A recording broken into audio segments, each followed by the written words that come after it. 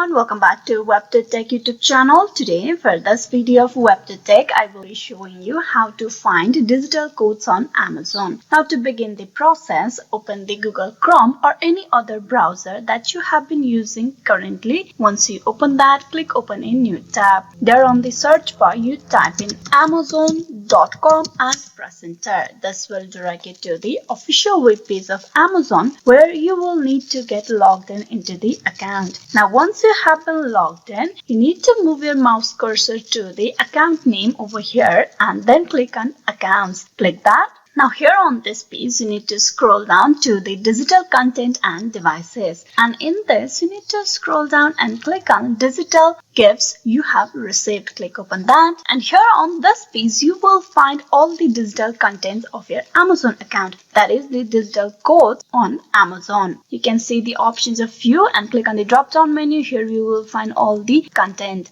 Either that is received, sent or bulk gifts sent. There's a claim date as well from the new to the old days. Here you will find all the digital content, that is the digital codes that you have on Amazon. So this is how you can find digital codes on Amazon. Hope this video was useful. Please like and subscribe the WebToTech YouTube channel. Thank you.